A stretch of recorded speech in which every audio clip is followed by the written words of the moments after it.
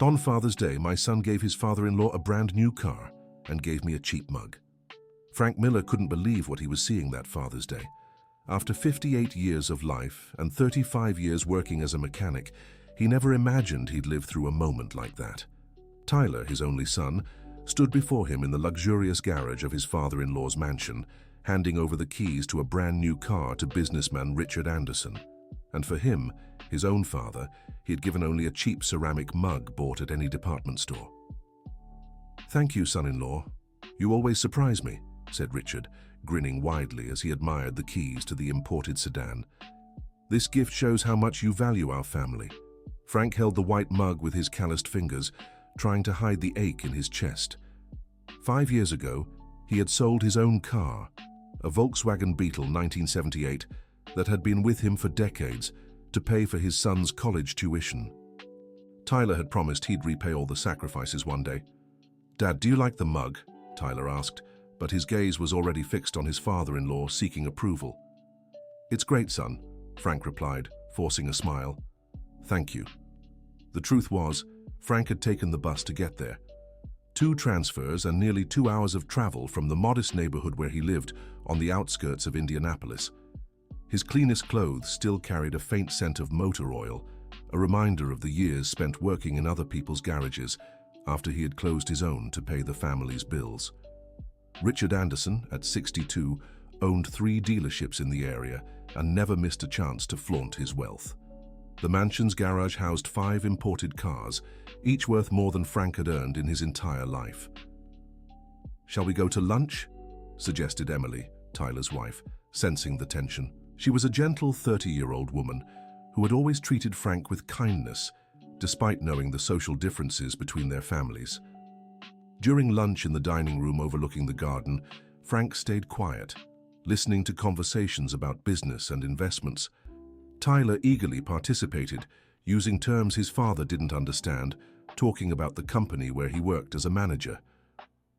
"Your son is very smart, Frank," Richard remarked, cutting into his grilled salmon. "When he came to work for me, I saw his potential right away.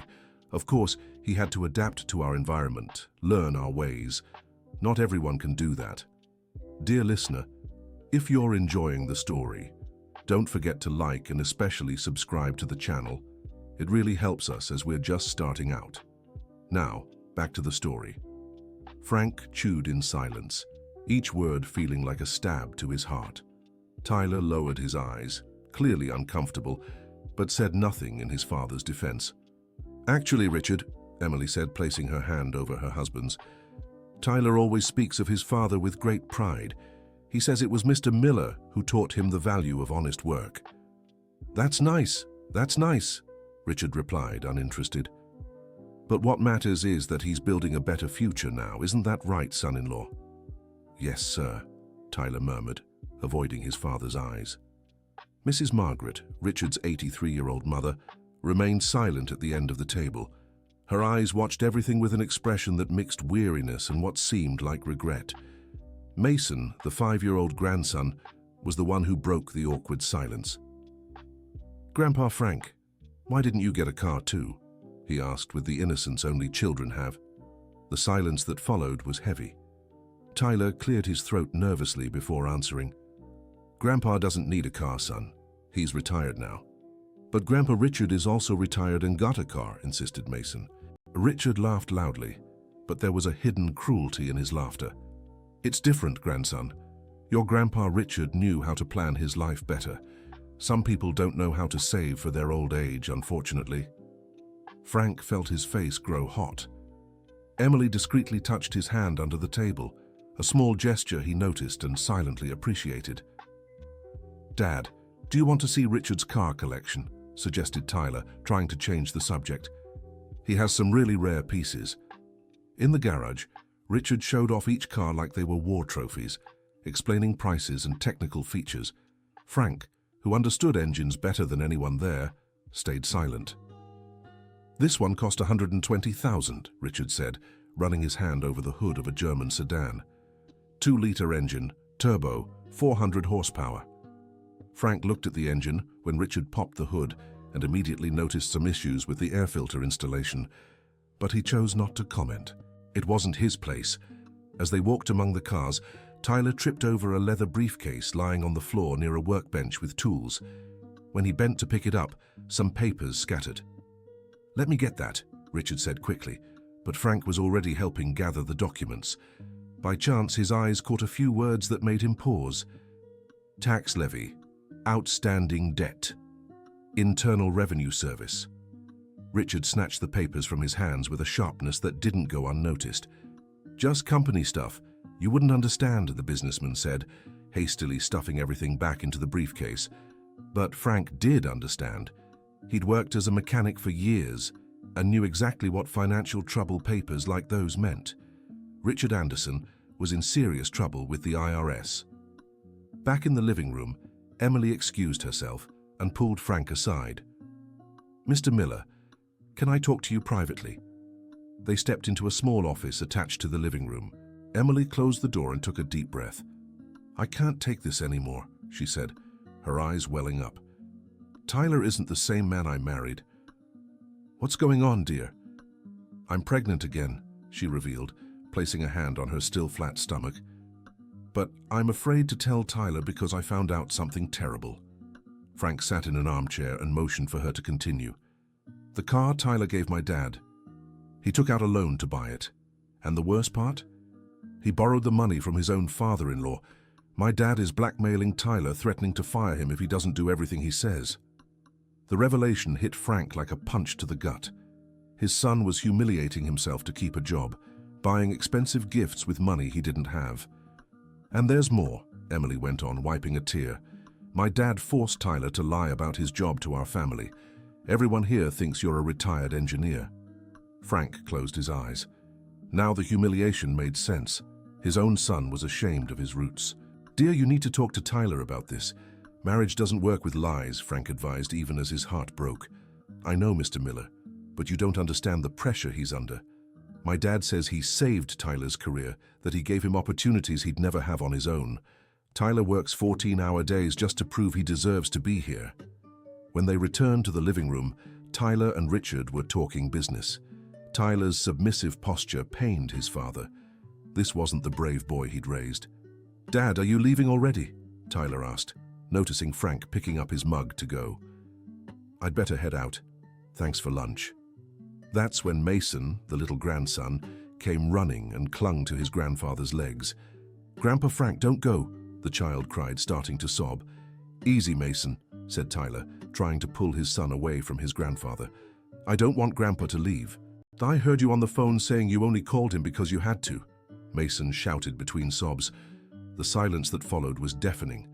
Frank felt as if the ground had disappeared beneath his feet. Tyler turned red with shame. Emily covered her mouth in horror, and even Richard looked uncomfortable. "Mason, you misunderstood," Tyler murmured, but his voice lacked conviction. At that moment, Marcia, the housekeeper, discreetly approached Richard and whispered something in his ear. The businessman looked at her in surprise, then turned his gaze to Frank. "Marcia, are you sure about this?" Richard asked. The housekeeper, a 50-year-old woman with a face marked by life, looked at Frank with affection. "Mr. Frank, don't you remember me?" she said, stepping closer. Frank studied her more carefully, and a smile appeared on his face for the first time that day. "Marcia, of course I remember. You worked at our house when Tyler was little." "That's right," Marcia said, her eyes shining. "I worked for you for 2 years, after my husband left me and I was raising 3 kids alone." Richard listened with growing interest. "Go on, Marcia," he said. "Mr. Richard, this man here," Marcia said, pointing to Frank, "was an angel in my life. When I didn't even have money for my children's milk, he gave me an advance on my pay. When my oldest son got sick, Mr. Frank paid for the medicine. And when I said I'd have to quit because I had no one to watch the kids, he told me to bring them along."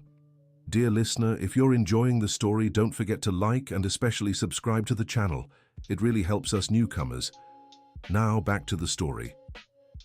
Marcia turned to Tyler, who had gone pale. "Your father would come home from work exhausted, covered in grease, and still play with you and my kids. He made paper airplanes, told stories. And when your mother got sick..." Marcia's voice cracked.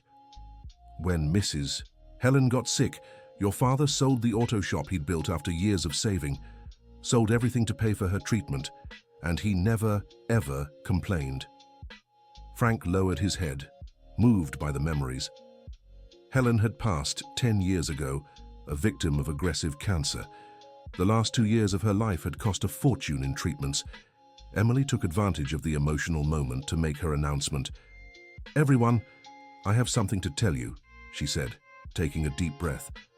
"I'm 2 months pregnant." The reaction was mixed. Mason cheered at the idea of a little sibling.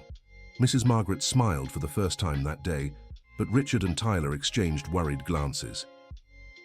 "Congratulations, sweetheart," Frank said, kissing Emily's forehead. "May God bless this child." "Thank you, Mr. Frank.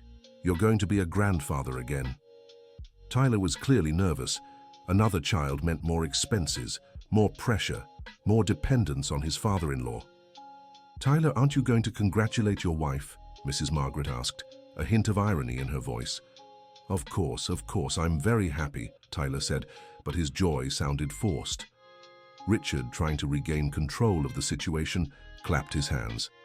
"Well, this is cause for celebration. Marcia, bring the French champagne from the cellar." "No need for expensive champagne," Frank said. "Joy doesn't depend on the price of the drink." "Ah, but that's how we do things here," Richard countered. "We like to celebrate with style." That was the last straw for Tyler, who exploded in frustration. "Style? What style?" he shouted, startling everyone. "I'm suffocating in this lifestyle. I work 14 hours a day pretending to be someone I'm not, and for what?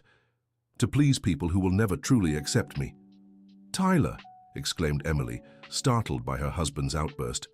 "No, Emily, no more pretending," Tyler continued, pacing back and forth. "I bought that car with borrowed money. Money that will take me years to pay back. And for what? To show I'm grateful for an opportunity handed to me like charity." Richard Anderson rose from his armchair, his face red with anger. "Charity? Charity? I pulled you out of the gutter, boy. I gave you a chance you'd never have had." "The gutter?" repeated Frank Miller, finally losing his patience. "My son never lived in the gutter, Mr. Anderson. He lived in a humble home, but one full of love and dignity." "Dignity?" Richard laughed mockingly. "What dignity does someone have when they can't even afford to keep a car?" "The dignity of someone who works honestly," Frank shot back, standing up as well. "The dignity of someone who sells what they have to help their children. The dignity of someone who doesn't belittle others to feel superior." Tyler stared at the two men, torn between two worlds. On one side, the father who had always fought for him. On the other, the father-in-law who had offered him a life of luxury. "Son," Frank said, turning to Tyler, "are you ashamed of me?" The question echoed through the room like a gunshot. Tyler opened and closed his mouth several times, unable to answer. "Answer me, son. Are you ashamed of having a mechanic for a father?" I don't," Tyler stammered. "You told them I was an engineer," Frank continued, his voice breaking. "Why did you lie about me?" Emily stood and walked over to her husband. "Answer your father, Tyler," she said firmly. "He deserves the truth." Tyler broke down. He collapsed onto the couch and began to sob like he hadn't since childhood. "I'm not ashamed of you, Dad. I'm ashamed of myself," he wept. "I'm ashamed I let myself get swept up in this fake life. I'm ashamed I forgot who I really am." Frank moved toward his son, but Richard stepped between them. "Enough of this drama," the businessman shouted. "Tyler, you're being ungrateful. Remember where I took you from? Remember the life I gave you." "A life I have to pay for with humiliation," Tyler shot back, standing up. "A life where I have to deny my own family." "Then maybe you should go back to where you came from," Richard threatened. "Let's see if you can support your family with your father's so-called dignity." At that moment, a frail but firm voice cut through the argument. "Richard Anderson, shut your mouth right now." Everyone turned to Mrs. Margaret, who rose from her armchair with difficulty but determination. "Mother," Richard said, surprised. "You will not speak to this man that way in my presence," the elderly woman said, pointing at Frank. "And you certainly won't threaten my grandson." "But Mother, you don't understand." "I understand perfectly," Mrs. Margaret interrupted with unexpected strength.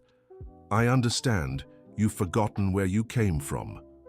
Silence fell over the room. Mrs. Margaret slowly walked toward Richard. "Do you remember your father, Richard?" she asked. "Do you remember Joseph?" "Of course I remember," Richard muttered uncomfortably. "Then tell them what his job was." Richard hesitated. All eyes were on him. He worked in construction," he finally said.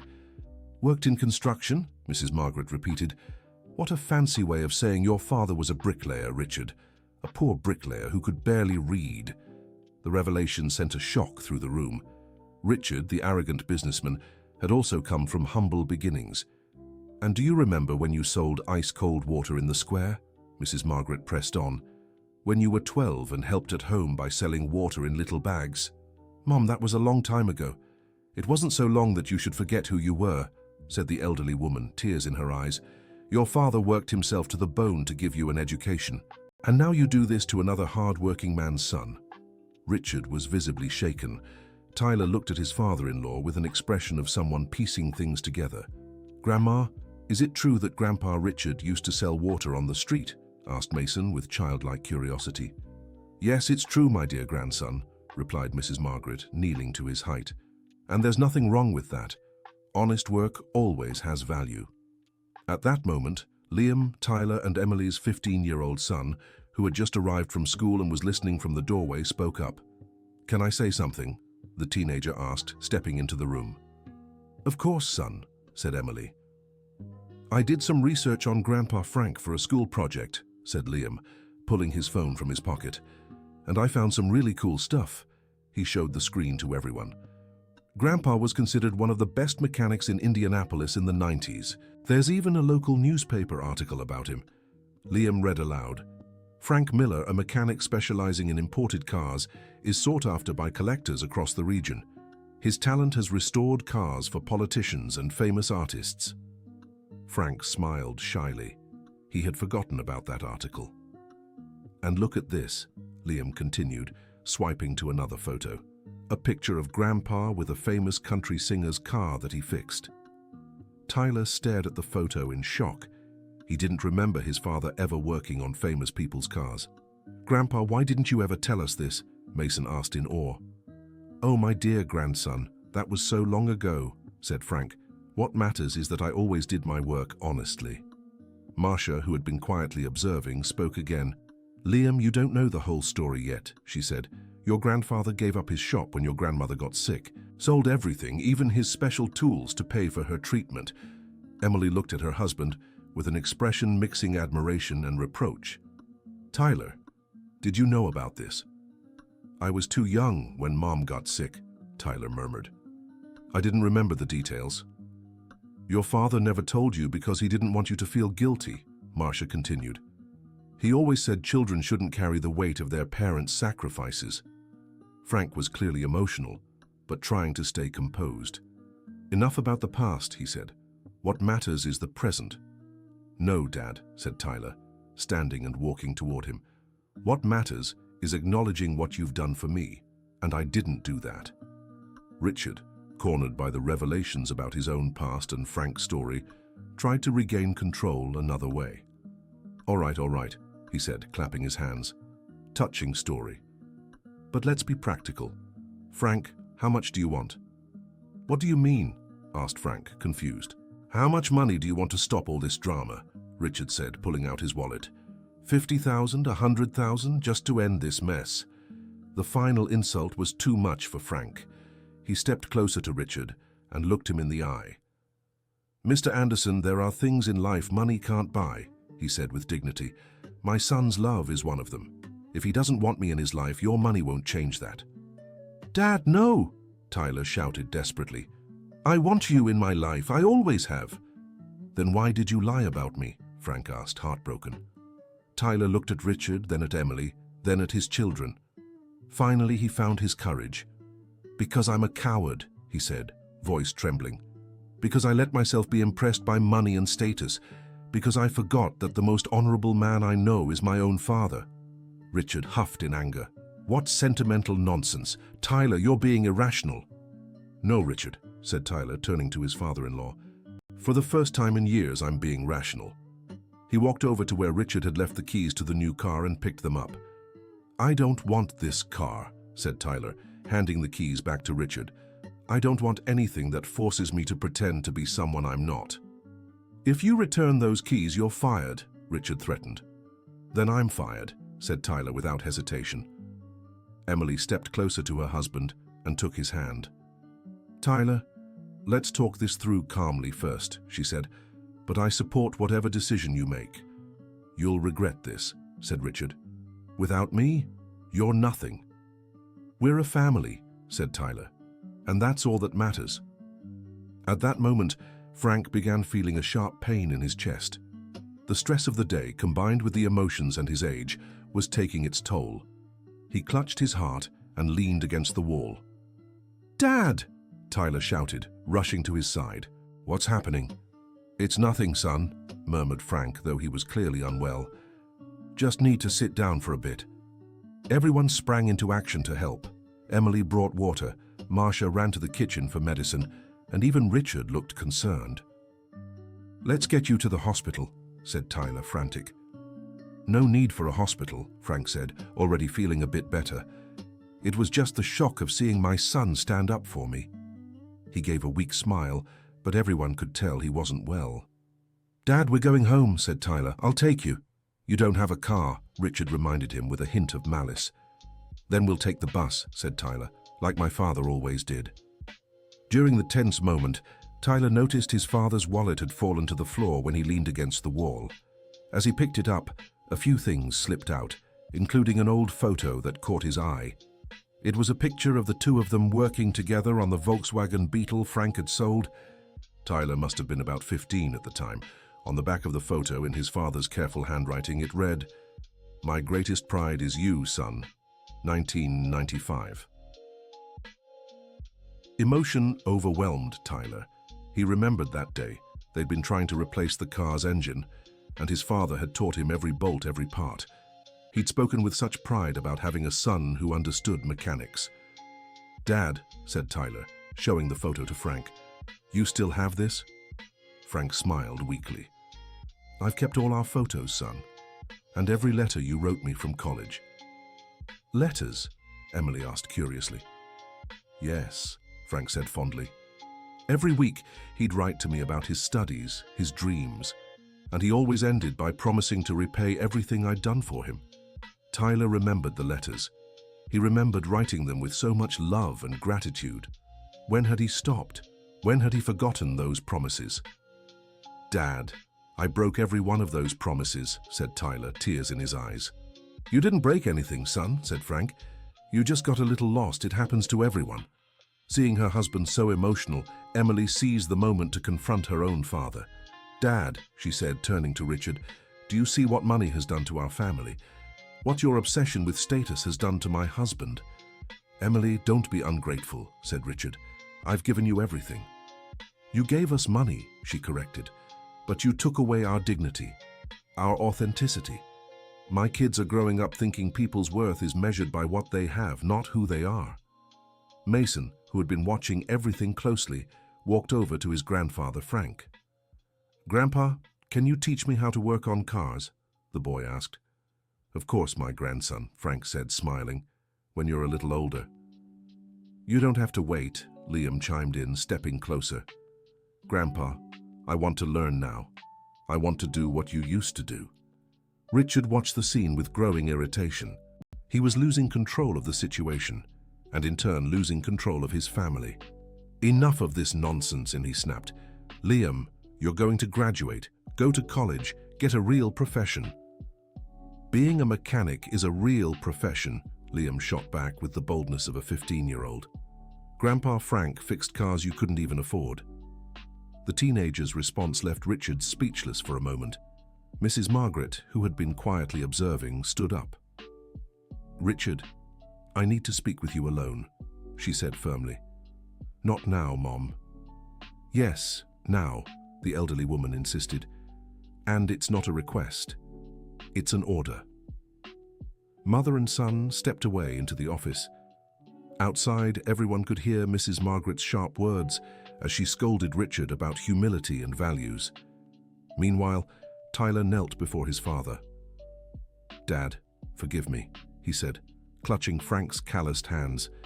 "Forgive me for being ashamed of you, for forgetting who taught me how to be a man." "No need to apologize, son," Frank said, gently touching his son's face. "You just need to remember who you are." "I know who I am," Tyler said, standing up. "I'm the son of Frank Miller, the best mechanic in Indianapolis, and I'm proud of that." Emily moved closer and hugged them both. "We'll make it, Tyler," she said. "Even without the job, we'll be okay." "How?" Tyler asked, worried. "I don't know how to do anything else besides working at Richard's company." "You know plenty," Frank reassured him. "You're educated, you have skills, and if you want, I can teach you how to work on real cars." "Dad, you'd do that?" "I'd be happier than anything." Liam brightened at the conversation. "Grandpa, what if we opened a shop together? You, me, and Dad?" Frank smiled. The idea wasn't impossible. He still had connections, people who respected his work. "That would be a dream, grandson," he said. "But it takes money to start." "I've been saving," Tyler admitted, surprising everyone. "What do you mean?" Emily asked. Tyler took a deep breath before explaining. "For the last 2 years, I've been secretly setting money aside. I was planning a surprise for Father's Day." He left the room and returned minutes later with a folder. "Dad, I was going to give this to you tonight after everyone left," he said, handing it to Frank. Frank opened the folder with trembling hands. Inside were documents for a small warehouse in Indianapolis's industrial district, already rented and paid for 6 months, along with a contract for basic auto shop equipment. "Son," Frank murmured in disbelief. "The mug was just a decoy," Tyler said, emotional. "The real gift is this, our shop, our chance to work together again." Frank began to cry, not from sadness, but from a joy he hadn't felt in years. "You saved for 2 years for this?" he asked. "Every month a little more," Tyler said. "Emily knew and helped me. We cut corners everywhere to make this happen." Emily nodded. "It was Tyler's idea," she said. "He wanted to give you back the shop you sold for our sake." Mason clapped excitedly. "So Grandpa got a car too?" the boy asked. "No, my dear." Frank laughed through tears. "I got something much better. I got my son back." At that moment, Richard and Mrs. Margaret returned from the office. Richard was clearly shaken by the conversation with his mother. "Frank," Richard said, approaching with a different demeanor, "I need to apologize to you." Everyone looked surprised. Richard Anderson apologizing wasn't something that happened every day. "My mother reminded me of things I'd rather forget," he continued. "She reminded me of who I was before I had money, and how money can corrupt people." He stopped in front of Frank and extended his hand. "You're a man of character, something I haven't been in a long time." Frank shook Richard's hand, though without much enthusiasm. "Thank you for the apology," he said. "But what matters now is my family." "I'd like to make a proposal," Richard said. "How about I invest in your auto shop? As a silent partner, not as the boss." "No, thank you," Frank replied without hesitation. "We'll manage on our own." "Dad," Tyler said, "maybe it's a good opportunity." "Son," Frank interrupted, "we've already learned that shortcuts always come at a price. We'll build our business with our own hands." Tyler smiled. His father was right, as always. "You're right, Dad. We'll make it." Mrs. Margaret walked up to Frank. "Frank, may I call you son?" she asked warmly. "Of course, Mrs. Margaret." "I wanted to apologize for my son's behavior, and I wanted to tell you that you reminded me of the man my husband was, hard-working, honest, humble." She took a small box from her pocket. "This was my Joseph's wedding ring," she said, showing a simple gold band. "He always said it was worth more than any expensive jewel because it was bought with the sweat of honest work. I want you to have it." Frank was moved by the gesture. "Mrs. Margaret, I can't accept—" "Yes, you can," she insisted. "My husband would have wanted it to go to someone who understands the value of hard work." Frank accepted the ring with reverence. "Thank you very much, Mrs. Margaret. I'll treasure it." Dear listener, if you're enjoying the story, don't forget to like and especially subscribe to the channel. It helps us a lot as we're just starting out. Now, continuing. Emily took advantage of the reconciliatory mood to make another announcement. "Everyone, since we're being honest, I also have a confession to make," she said. "Tyler, I spoke to that labor lawyer you know. If your father fires you without just cause, you're entitled to a good settlement." Richard sighed. "You won't need a lawyer," he said. "Tyler, you're not fired, but you also don't have to stay if you don't want to." "Thank you, Richard," Tyler said. "But I'm leaving anyway. I want to work with my dad." "And if it doesn't work out?" Richard asked. "It will," Frank said with conviction. "We might not make money at first, but we'll have pride, and pride is worth more than money." Mason tugged at his grandfather Frank's shirt. "Grandpa, can I break the mug?" the boy asked. "Why do you want to break it, my little one?" "Because it's ugly," Mason said with childish honesty. "Grandpa deserves a pretty mug." Tyler knelt down to his son's level. "Mason, you're right," he said. "Your grandpa deserves much more than this mug." He took the mug from his father's hands and, in front of everyone, let it fall to the ground. The mug shattered into pieces. "Dad," Tyler said, looking at Frank, "this mug represents all the wrong things I've done. Now let's build something new together." Frank hugged his son tightly. "Now, you've finally come back to being my boy," he said, emotional. Marcia, who had been watching everything, offered to sweep up the broken pieces. "Let me clean this up, Mrs. Emily," she said. "No need to throw it away, Marcia," Emily replied, "and keep the pieces. Let's glue it back together and keep it as a reminder that even broken things can be fixed." Liam, who had been on his phone, looked up excitedly. "Grandpa, I just looked up that warehouse Dad rented," he said. "It's near the old auto shop you used to have." "Really?" asked Frank, intrigued. "Yeah, and there's an older gentleman in the website comments who said he used to work with you. Should I call him?" "Go ahead," said Frank, smiling. "It must be Benjamin. He was my partner before I had to sell everything." While Liam made the call, Mrs. Margaret pulled Richard aside. "Richard, you need to apologize properly," she said. "I already apologized, Mum." "No, you didn't. You just admitted you were wrong. That's different." Richard glanced at the group gathered around Frank and realized something money had never bought him: a truly united family. "You know," he said, stepping closer, "I envy you all." "Envy us why?" asked Emily. "Because you have something I never did," Richard replied. "Unconditional love. My father loved me, but he died when I was young. After that, I only met people interested in my money." Mrs. Margaret took her son's hand. "It's never too late to change, Richard," she said. "Your father always said a real man is one who admits when he's wrong." Richard turned to Frank. "Frank, I was prejudiced and arrogant toward you. Will you forgive me?" "Already forgiven, Richard," said Frank. "We all make mistakes." "No, not all of us," Richard replied. "You didn't make any mistakes. You just raised your son with love and dignity, something I failed at." Emily stepped closer to her father. "Dad, you can still learn," she said. "Mason and Liam need a grandfather who teaches values, not just gives expensive gifts." Mason, who had been listening, ran up to Richard. "Grandpa Richard, do you want to play cars with me?" the boy asked. "Play cars?" Richard asked, confused. "Yeah, Grandpa Frank always plays cars with me. He even makes engine noises and everything." Richard looked at Frank, who grinned and mimicked an engine sound, making Mason laugh. "I suppose I can try," Richard said, kneeling beside his grandson. Meanwhile, Liam finished his call. "Grandpa," he shouted excitedly. "It was Benjamin. He said he's retired, but would love to work with you again." "Benjamin?" Frank said, moved. "He'd really do that?" "He said he never stopped missing the old days at the shop," Liam explained. "And there are other retired mechanics who'd love to come back too." Tyler looked at his father with admiration. "Dad, it seems you were never forgotten," he said. "Good work is never forgotten, son," Frank replied. "And now we'll do good work together." Emily joined the two men.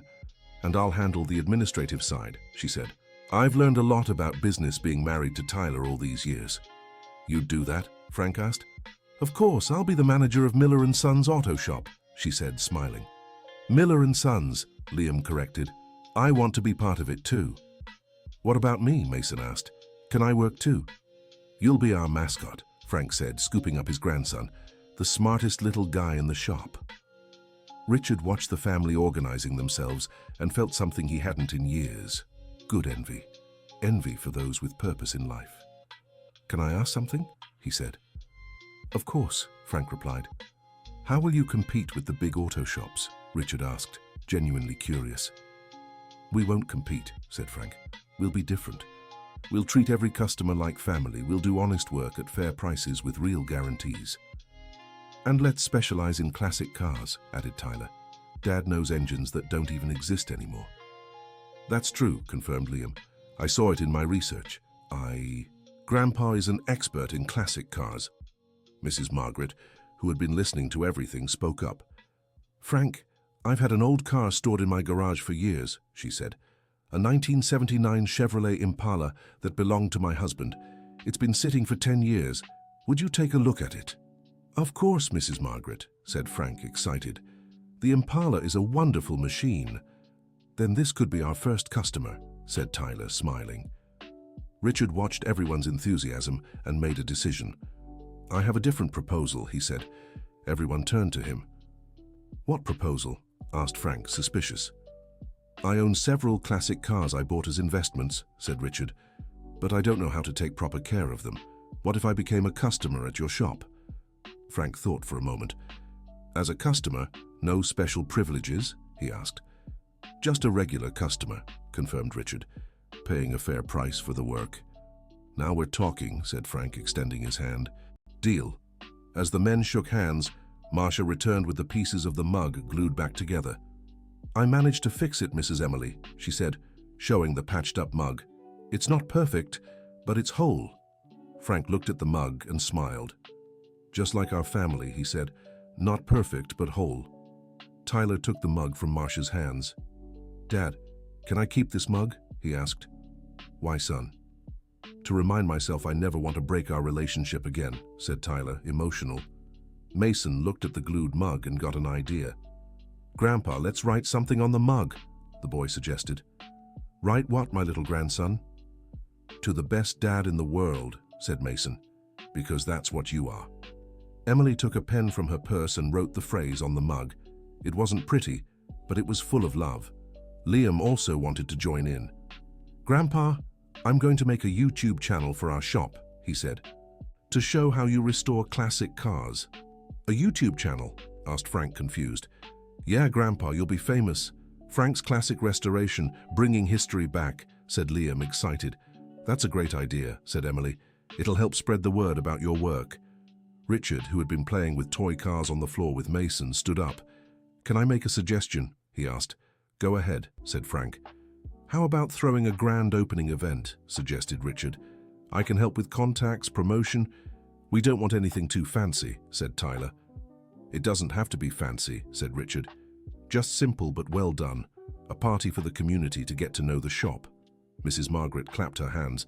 "What a wonderful idea," she said. "We could have a barbecue with music." "And a classic car show," added Liam. "Grandpa, you could bring all the cars you've ever fixed." Frank laughed. "My grandson, we'd need a stadium to fit all the cars I've repaired in my life." "Then let's have a small parade," suggested Emily, "with a few special cars." Marcia, who had been listening, stepped forward. "Mr. Frank, can I say something?" she said. "Of course, Marcia. You gave me a chance when no one else would. Now I want to help you. Can I make snacks for the event?" "Marcia, you don't have to," Frank began. "I want to," she insisted.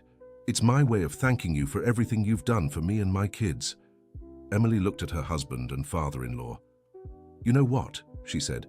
"I can see this shop is going to be more than just a business. It'll be a gathering place for the community." "How so?" asked Tyler.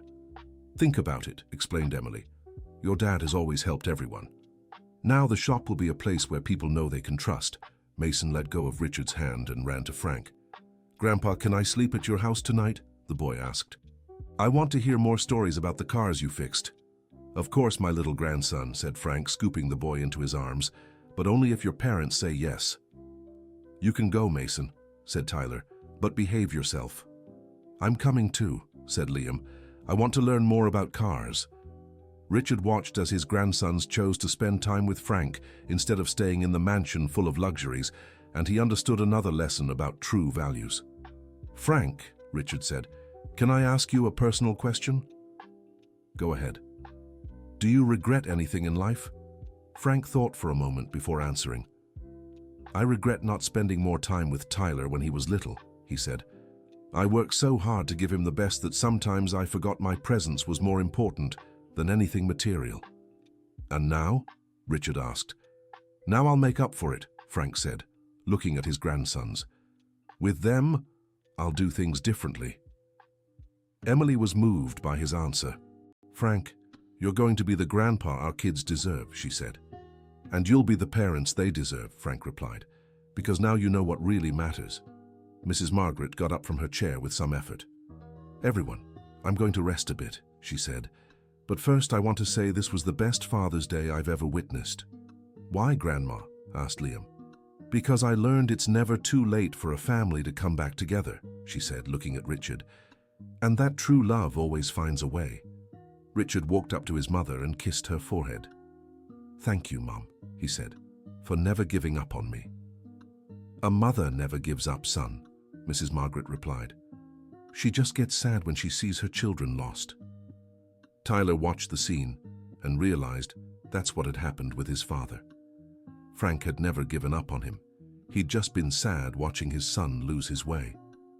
"Dad," Tyler said, stepping closer to Frank, "you never gave up on me, did you?" "Never, son," Frank answered. "A father never gives up. He might get sad, he might get disappointed, but he never gives up." "And now, can I still be the son you wanted?" "You already are," Frank said, hugging him. "You just needed to remember that." Mason, still in his grandpa's arms, kissed his cheek. "Grandpa, you're the best grandpa in the world," the boy said. "And you're the best grandson," Frank replied. Liam moved closer to them. "Grandpa, can I call you Dad too?" he asked shyly. "What do you mean, my grandson?" "Well, my dad said you taught him how to be a man," Liam explained. "So you're his father and mine too." Frank was moved by the teenager's words. "Of course you can, my boy," he said, opening his arm to pull Liam into the hug. "I'm a father to all of you." Emily started crying at the scene. "Tyler, our kids are blessed," she said. "They have a grandpa who'll teach them real values." "And we're blessed too," Tyler replied, "because we have a father who teaches us it's never too late to start over." Richard watched everything with a mix of admiration and melancholy. He realized he'd wasted years trying to impress people with money instead of building real relationships. "Emily," he said, walking up to his daughter, "can you forgive me for being such a distant father?" Emily looked at him in surprise. It was the first time he'd acknowledged his failures as a parent. "Dad, what matters is that you realize it now," she said, "and that you want to change." "I do," Richard said. "I want to be a better grandpa than I was a father." Mason let go of Grandpa Frank's neck and ran to Richard. "Grandpa Richard, do you want to play auto shop with us?" the boy asked. "How do you play auto shop?" Richard asked, kneeling down. "We pretend we're fixing cars," Mason explained.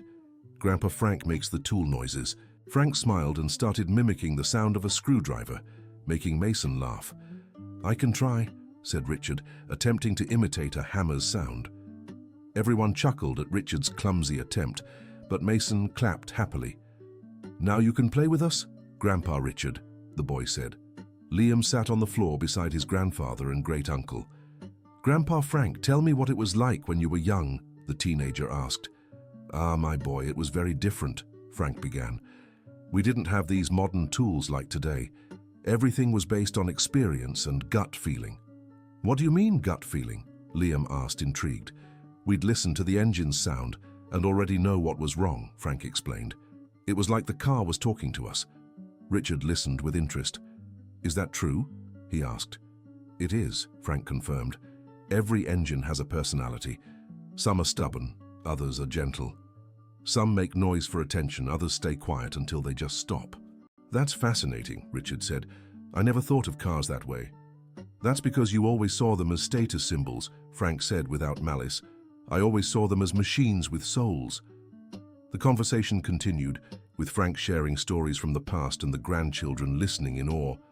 Richard also paid close attention, discovering a world he'd never considered. As the afternoon faded, Emily suggested, "How about we all have dinner together? I can order pizza to celebrate our reunion." "Pizza?" Frank said. "It's been years since I've had pizza."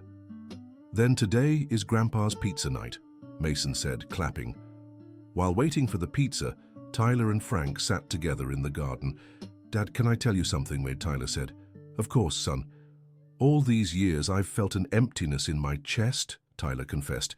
"Even with all the professional success, the nice house, the money, I always felt like something was missing." "And now?" Frank asked. "Now I know what was missing," Tyler said, looking at his father. "I was missing pride in who I am. I was missing the honor of my roots." Frank placed a hand on his son's shoulder. "Son, roots aren't a burden to carry. They're a foundation to grow stronger." "I realized that today," Tyler said, "and I want my kids to be proud of where we come from." "They will be," Frank said, "because you'll teach them the value of honest work." Emily approached the two. "Can I join the conversation?" she asked. "Of course, dear," Tyler said, making room for her to sit. "I just wanted to say how proud I am of both of you," Emily said. "Today, I saw my husband become the man I fell in love with again." "What do you mean?" Tyler asked. "The honest, hard-working man who wasn't ashamed of his roots," Emily explained. "The man who proudly told me about the mechanic father who raised him." Frank smiled. "And I saw my son become the boy I raised again," he said. "The boy who dreamed of working with me when he grew up." "Dad, I never stopped dreaming of that," Tyler revealed. "Even when I was working at Richard's company, I always dreamed of having an auto shop with you." "Then why did it take you so long?" Frank asked. "Because I was afraid," Tyler admitted. "Afraid I couldn't provide for my family, afraid of being poor again, afraid of disappointing Emily." Emily took her husband's hand. "Tyler, I never cared about money," she said. "I married you because I saw you were a man of character. That's what drew me to you." "Really?" Tyler asked. "Really?" Emily confirmed. "And when you started to change, becoming obsessed with status, it made me sad.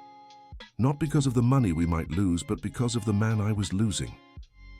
Frank observed the couple and felt grateful to have a daughter-in-law like Emily. "Emily, thank you for not giving up on my son," he said. "Frank, family doesn't give up on each other," she replied. "And you've always been family to me." At that moment, Mason came running from the backyard. "The pizza's here!" the boy shouted excitedly. During dinner, everyone chatted animatedly about their plans for the auto shop. Liam already had several ideas for their YouTube channel. Mason wanted to help by painting something. And even Richard offered useful suggestions about the business side of things. "You know," Richard said, taking a bite of pizza, "it's been years since I've eaten pizza sitting on the floor." "It's fun, right, Grandpa Richard?" Mason said. "We always do this at Grandpa Frank's house." "You do?" Richard asked, surprised. "Always," Liam confirmed. "Grandpa says eating on the floor makes the food taste better." Frank laughed. "I say that because my mother always did," he explained. "Food shared tastes better, no matter where you eat it." Mrs. Margaret, who had been watching from a distance, approached the group. "Can I sit on the floor with you?" she asked. "Of course, Grandma," the boys said in unison. With Emily's help, Mrs. Margaret sat down on the floor with some difficulty, but smiled as she did. "It's been so long since I've done this," she said. "I remember when Richard was little, and we didn't even have a proper table. We'd eat sitting on the living room floor." Richard looked at his mother in surprise. "I don't remember that," he said. "You were too young," Mrs. Margaret replied. "But I remember, and I remember we were happy even without much." "That's right, Mrs. Margaret," Frank said. "Happiness isn't about money." The dinner continued with laughter and stories. Richard shared memories of his humble childhood. Frank talked about the first cars he ever fixed, and the kids made big plans for the shop. When they finished eating, Tyler stood up. "Everyone, I'd like to propose a toast," he said, raising his soda glass. Everyone lifted their cups. "To the best Father's Day of my life," Tyler said, looking at his father. "The day I found myself again." "Cheers," they all said together. After the toast, Mason approached Frank. "Grandpa, can I give you my present now?" the boy asked. "You have a present for me?" Frank asked, surprised. Mason ran to his backpack and returned with a crayon drawing. "I drew you fixing a car," he said, holding up the paper. The drawing showed a smiling man working on a car, surrounded by tools and a big sun in the sky. "It's beautiful, my little grandson," Frank said, touched. "Thank you." "And I wrote something on the back," Mason added. Frank turned the paper over and read, "To the coolest grandpa in the world. I love you so much, Mason." "Now that," Frank said, tears in his eyes, "is the best gift I could ever get." Liam stepped forward too. "Grandpa, I also have something for you," he said, pulling out his phone. He showed Frank the screen. "I made an Instagram page for the shop, Miller & Sons Auto Shop, Tradition and Quality. It already has 50 followers." "How did you get 50 followers?" Emily asked, curious. "I posted the old photos I found of Grandpa and his story," Liam explained. "People loved it." Frank shook his head in amazement. "My grandson, you understand this modern stuff better than I do." "That's why we'll work together, Grandpa," Liam said. "I'll handle the digital side, and you handle the technical side." "And I'll handle the administrative side," Emily added. "And I'll take care of the customers," Tyler said. "And me?" Mason asked. Everyone laughed. "You," Frank said, ruffling his hair, "will be our little helper." Asked Mason. "You always know how to make everyone happy," said Frank, tickling his little grandson. Richard watched the task distribution and noticed how everyone had naturally found their place. "You know," he said, "watching you all, I realize you've built something I never could with money." "What?" asked Emily. "A real team," said Richard. "People who work together because they love each other, not because they're paid to." "That's what makes the difference," said Frank. "When you work with love, the result is always better." Mrs. Margaret stood up with Richard's help. "Everyone, it's been a wonderful day," she said, "but this old lady needs some rest." "Thank you for everything, Mrs. Margaret," said Frank, standing to say goodbye. "Thank you, Frank," she said, kissing his cheek, "for reminding me that family is more important than anything." Richard escorted his mother to her room and then returned to the living room. "Frank, can I speak with you privately?" he asked. The two stepped out into the garden. "What is it, Richard?" "I wanted to ask you something," said Richard, visibly nervous. "Go ahead." "Could you teach me a few things?" asked Richard. "What kind of things?" "About relationships," said Richard. "About how to be a present grandfather, about how to show love without using money." Frank was surprised by the request. "Richard, are you sure about this?" "I am," said Richard. "Today I saw that I have plenty of money, but I'm poor in what matters. I want to learn." Frank extended his hand to Richard. "Then we'll learn together," he said, "because I'm also learning how to be a grandfather." The two men shook hands, sealing an unlikely but genuine friendship. When they returned inside, they found the children asleep on the couch and Emily whispering with Tyler. "I think we should take the kids home," said Tyler. "Let them sleep here," suggested Richard. "The house is big enough for everyone." "No need to trouble you," said Frank. "It's no trouble," Richard insisted. "It's a joy to have a house full of family." Emily glanced at her husband, who nodded in agreement. "All right," she said. "But we'll leave early tomorrow. Tomorrow we'll all visit the shop's warehouse together," Tyler suggested. "Good idea," said Frank. "I want to see how the space looks." "And I'll start planning the opening party," said Richard. "A simple party," Frank reminded him. "A simple party, but full of love," Richard agreed. As everyone got ready for bed, Tyler and Frank stayed talking on the porch. "Dad, I was thinking about something," said Tyler. "What is it, son?" "We could put up a sign at the shop with Mom's name," Tyler suggested. "Miller & Sons Auto Shop, in memory of Helen Miller." Frank was moved by the idea. "Your mother would be so proud," he said, his voice thick with emotion. "She'd be proud of both of us," said Tyler, "for finding our way back to each other." "She always said family is what matters," Frank recalled.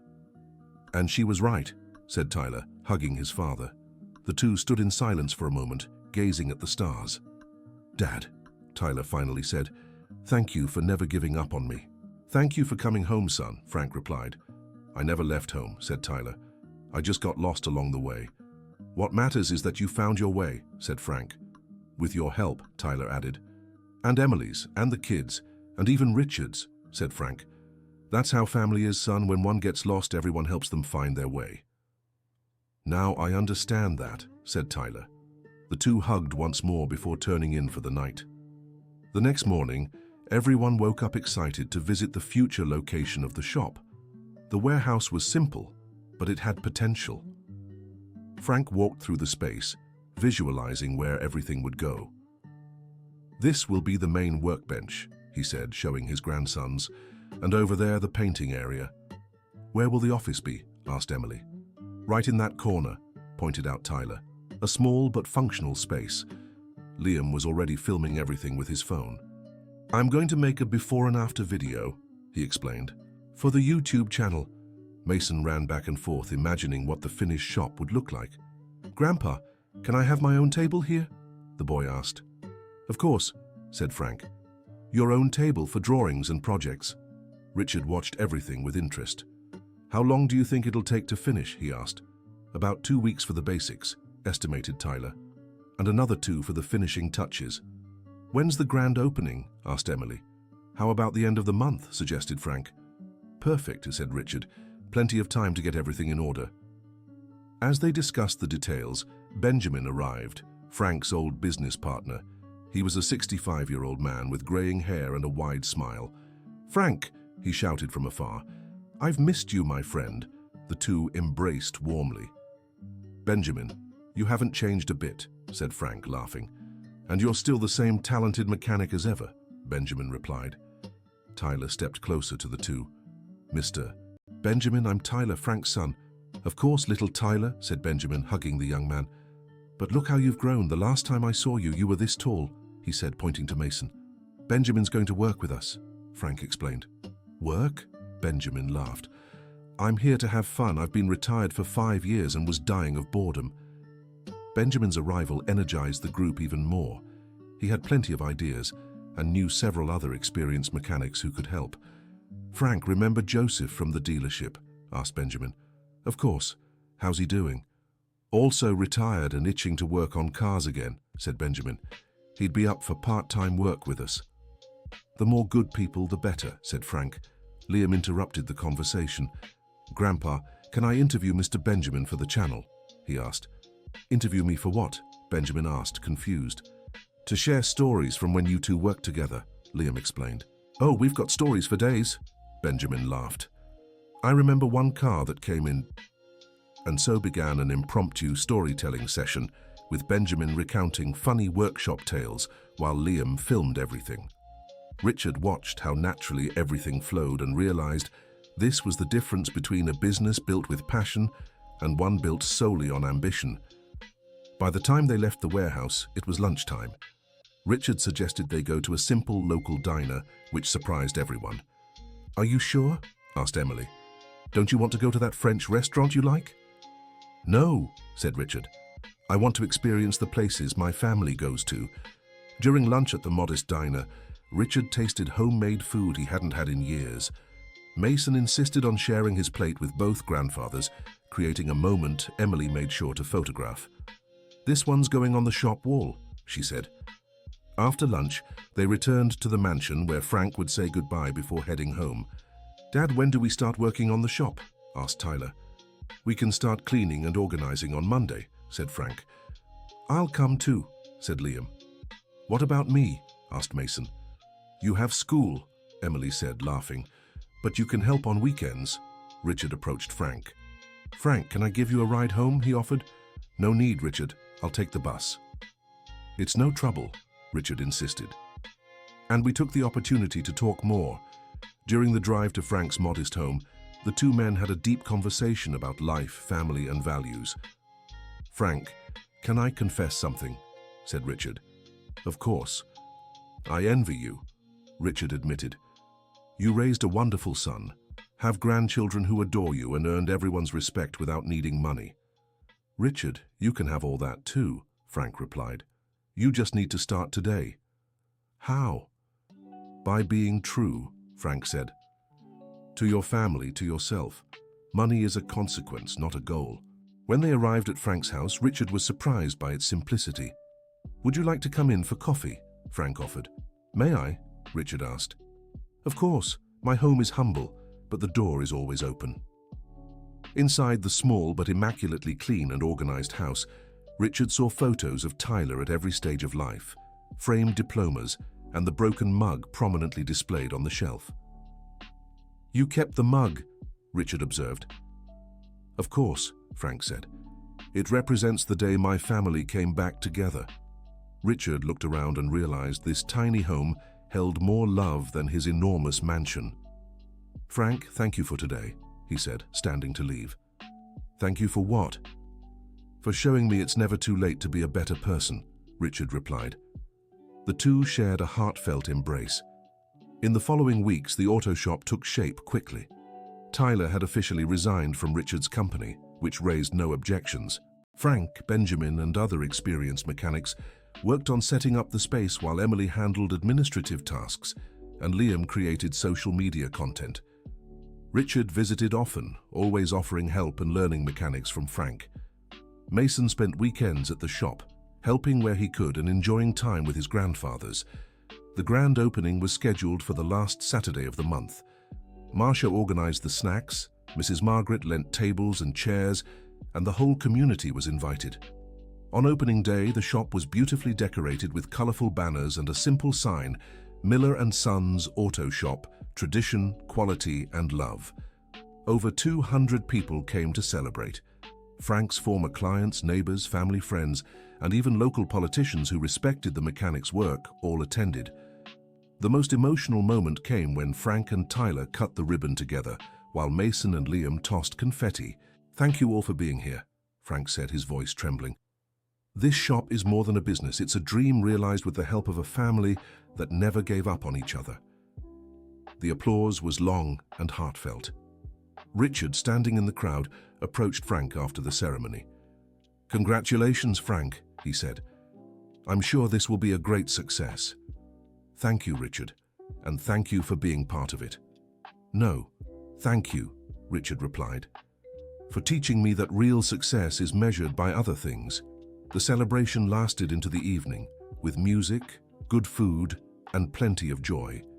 Children played in the shop's yard, while adults chatted and explored the space. When everyone had left and the family was alone cleaning up the last remnants of the party, Tyler approached his father. "Dad, it all worked out," he said, smiling. "It did, son," Frank agreed. "And it'll work out even more." "Why?" "Because now we're a whole family again," Frank said, hugging his son. "And when family stands together, anything is possible." Emily joined them, her belly just beginning to show her new pregnancy. "And this family is about to grow even more," she said, resting a hand on her stomach. Mason ran over to the adults. "Grandpa, can I sleep in the shop tonight?" he asked. "Why, my little grandson?" "To guard it," said Mason, as if it were obvious, "so no one steals our dream." Everyone laughed at Mason's childlike logic. "You don't need to guard it," said Frank. "Our dream is safe in our hearts." Liam, who was organizing the tools, turned to his grandfather. "Grandpa, the channel already has 500 subscribers," he announced proudly. 500? Asked Frank, impressed. "Yeah, and the grand opening video already has 1,000 views." Richard, who had stayed behind to help clean up, walked over to the group. "You know something?" he said. "Today was the best day I've had in a long time." "Why, Grandpa Richard?" asked Mason. "Because I learned that family isn't about sharing the same last name," said Richard, looking at Frank. "It's about sharing the same heart." Frank smiled and reached out his hand to Richard. "Welcome to the family, Richard," he said. "Thank you for having me," replied Richard, shaking his hand with emotion. Mrs. Margaret, who had been sitting and watching everything, stood up with her son's help. "Everyone," she said, her voice steady despite her age, "I wanted to say something." They all turned to her. "Today I saw a shop come to life," she said, "but more importantly, I saw a family reborn, and that's priceless." The matriarch's words moved everyone. "Mrs. Margaret is right," said Emily. "Today we didn't just open a shop. We started a new chapter in our lives." A chapter where love matters more than money, added Tyler. Where honesty matters more than status, continued Frank. And where family matters more than anything, finished Richard. Mason, who didn't fully understand the adult's words but felt the emotion of the moment, ran and hugged everyone at once, creating a group embrace that sealed the moment forever. "I love you all," the boy said simply. "We love you too," they all replied in unison. When they finally pulled apart, Tyler looked around the shop and smiled. "Dad, remember what you always used to say?" he asked. "What, son?" "That work done with love always bears fruit," Tyler reminded him. "And it's true," Frank confirmed. "This place will bear a lot of fruit because it was built with a lot of love." Liam raised his phone once more. "Everyone, I'm going to film the last video of the day," he announced, to show how everything turned out in the end. They all posed for the camera, smiling and united, Frank in the center, with Tyler on one side and Richard on the other, Emily with a hand on her belly, Mason on his grandfather's lap, Liam filming and Mrs. Margaret watching with a satisfied smile. "Say goodbye to everyone watching, Grandpa," said Liam. "Goodbye, everyone," said Frank, waving at the camera. "Thank you for following our story. And remember, family is the greatest treasure anyone can have. And it's never too late to start over," added Richard. "With love and truth," finished Tyler. When Liam stopped filming, they all fell silent for a moment, absorbing the magnitude of what had happened. "Dad," Tyler finally said, "thank you for giving me the chance to start again." "Son," Frank replied, "thank you for taking that chance." The sun was setting as they finally closed the shop and said their goodbyes. Richard offered everyone a ride, and for the first time, they accepted without hesitation. On the way, Mason fell asleep on Grandpa Frank's lap. Liam showed Mrs. Margaret the channel's stats, and Emily and Tyler whispered about their plans for the new baby. "You know something?" said Richard, driving slowly so as not to wake Mason. "Today I understood the true meaning of Father's Day." "What is it?" asked Tyler. "It's not about receiving gifts," said Richard. "It's about recognizing that being a father is the gift." Frank smiled, looking at his little grandson sleeping in his arms. "And being a grandfather too," he said softly. "And being family," Emily added. When they arrived at Frank's house, everyone got out to say goodbye. Richard was the last to speak. "Frank, thank you so much for everything," he said, emotional. "Thank you for what, Richard?" "For teaching me it's never too late to be a better person," Richard replied. "For showing me that real wealth has nothing to do with money." "Richard, you already had that wealth inside you," Frank said. "You just needed to remember where it was." The two hugged one last time before Richard left with his family. Frank stood at the front door, waving until the car disappeared around the bend. Then he went inside, looked at the mug glued to the shelf and smiled. That had undoubtedly been the best Father's Day of his life. Not because of some expensive gift he didn't receive, but because of the most precious gift he had gotten, his family back. He picked up the old photo that Tyler had seen fall from his wallet and reread the words on the back. "My greatest pride is you, son." Now, almost 30 years later, he could say those words were still true. Tyler had been lost for a while, but he had found his way home. And home wasn't a physical place. Home was where love was. Frank put the photo away again and went to the kitchen to make some tea. While waiting for the water to boil, he thought about the days ahead. The auto shop, his grandchildren, the new baby on the way, the unlikely friendship with Richard, and most of all, the rebuilt relationship with Tyler. It had all started with a cheap mug and a misunderstanding, but it had ended with something far more valuable, a family reunited and strengthened by love. When the tea was ready, Frank sat on the porch looking at the stars. He thought of his wife Helen and imagined how happy she would be to see the family together again. "Helen," he whispered, as if she could hear, "our boy came home." A gentle breeze rustled the leaves of the small tree in the yard, and Frank smiled, feeling that somehow Helen knew everything. The next morning, Monday, Frank woke up early and went straight to the shop. Tyler and Liam were already there, organizing tools and getting everything ready for their first official day of work. "Good morning, Dad," Tyler said, smiling. "Good morning, Grandpa," said Liam. Good morning, boys, Frank replied. Ready to start our new life? More than ready, Tyler said, excited. As they worked, the first customers arrived. Some were curious onlookers drawn by the grand opening. Others were old acquaintances of Frank's who wanted to support the new business. The first car to be repaired was Mrs. Margaret's Chevrolet Impala. Richard brought the car early, accompanied by his mother, who wanted to see her late husband's son come back to life. Frank, Mrs. Margaret said, watching Frank inspect the car's engine. That's exactly how my Joseph used to look when he saw an engine for the first time. This car has a good soul, Mrs. Margaret, Frank said, running his hand over the hood. It just needs a little love. Just like people, she remarked, glancing meaningfully at her son. Richard caught the hint and smiled. Throughout the morning, more customers arrived. Word had spread quickly in the community. Miller & Sons Auto Shop was open, with the same quality as always. Liam filmed everything for their YouTube channel, creating daily content about the shop's routine. The videos were simple but authentic, showing honest work and the loving bond between 3 generations of a family. At lunchtime, Emily showed up with meals for everyone. It was a tradition she wanted to establish, eating together whenever possible. How was your first morning? She asked, handing out the meals. Better than we expected, said Tyler. We already have work lined up for the whole week. And the channel gained another 100 subscribers just this morning, added Liam, showing his phone. Mason, who had just gotten out of school, came running into the shop. Grandpa! Dad! He shouted, throwing himself into their arms. How's our shop doing? It's up and running, my little grandson, said Frank, scooping the boy into his arms. And how was school? I told everyone my grandpa has an auto shop, Mason said proudly. My teacher said she wants to bring her car here.